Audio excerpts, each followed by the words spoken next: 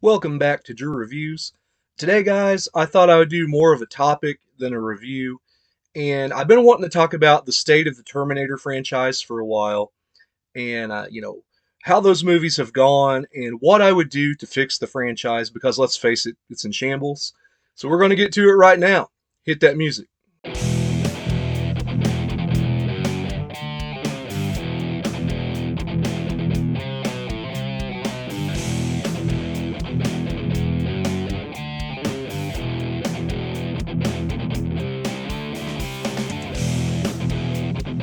So before I talk about the state of the Terminator franchise and what I would do to fix the franchise, let's just briefly go over all six movies real quick.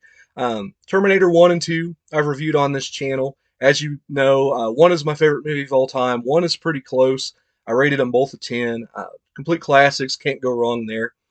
You get on to Terminator 3, and I wanted to like Terminator 3. I've seen all these movies theatrically when they came out, just because I'd seen 1 and 2, and they get worse and worse. I know they're not going to be any good, but I went into Terminator 3 with pretty high hopes, and there are a couple of good scenes in that movie. You know, the crane sequence there, and the sequence in the graveyard where he's got John Connor overhead and he's firing at everyone. But other than that, I'm really not too big of a fan of the movie. I don't like some of the actor choices there. And then the one thing I really hate about this movie is that Judgment Day was inevitable. Hey guys, in Terminator 2, we told you there was no fate but what we make, but we had to make this movie, so we had to have a way to do it. So, yeah, that movie, this far superior to the one you're watching now, that doesn't count. That to me just really cheapens the movie, really cheapens the franchise, but that's the main problem I have with Terminator 3 Rise of the Machines. Terminator Salvation, I really wanted to like. Everybody was looking forward to like a full movie that was all future war because the future war scenes in Terminator 1 and 2 were done so well. And it just fell flat. It was overly dark. A lot of that movie's hard to see. You've got Christian Bale, who was Hollywood's it guy. It couldn't get any higher than Christian Bale in 2009 after The Dark Knight in 2008. And he's not even the most interesting character as John Connor in this movie. You know, this Marcus character, this hybrid. I wanted to like Terminator Salvation a lot more than I actually did. Of all of them, it might be my favorite sequel, but that's not saying a whole lot. Terminator Genesis, oh my gosh. Of all of these movies, it is my least favorite. The only thing I like about this movie is the very beginning where they basically redo the Terminator for 20 minutes, but it's like a lesser Terminator with worse actors. And it's just like, ugh. It's just dreck to get through, you know, turning John Connor bad. And then the scene that we all make fun of over on Macho Movie Madness, I think they're on the Golden Gate Bridge, and you've got little Amelia Clark, who's 110 pounds, and she slides this box truck around and fires a Desert Eagle one-handed, which if anybody's ever fired that gun for a grown man, it'd be hard to fire one-handed, and she's 110 pounds. It's just, the movie's just insulting. And I of all of them that I saw in the theater, and I've not seen it since, and I don't really want to, it's the one that made me the most mad.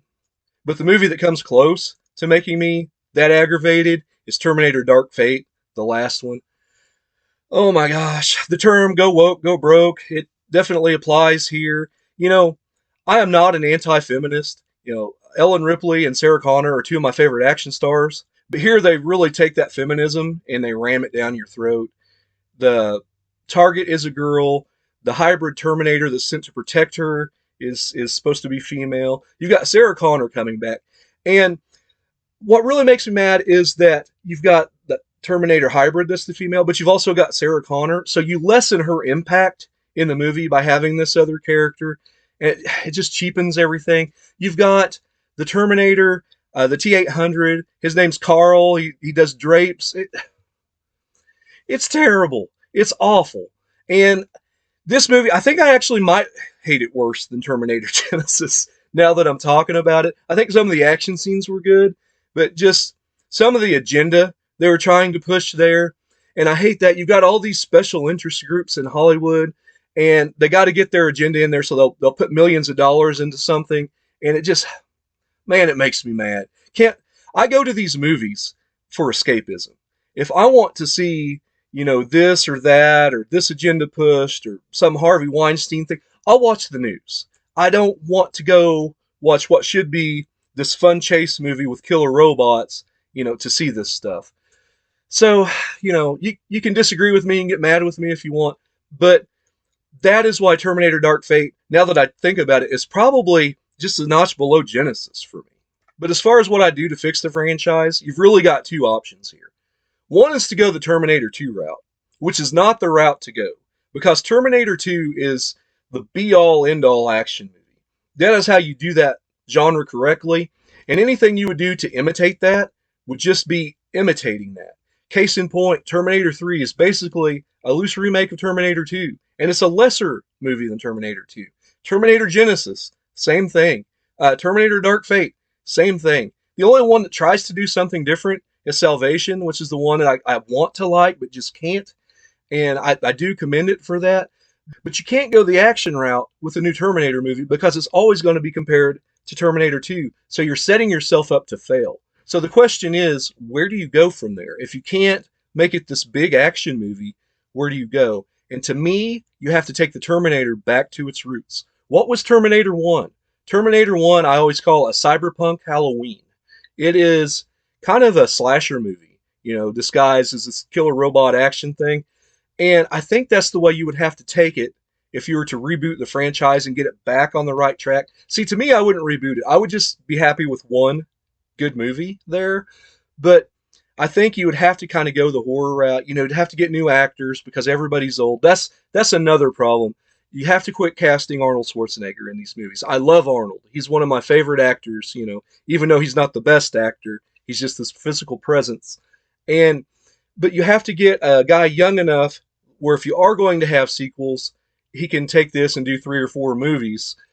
But you can't cast Arnold Schwarzenegger anymore. I've been watching Fubar, and he looks so old in that show. He still got it. He still got the comedic timing and everything.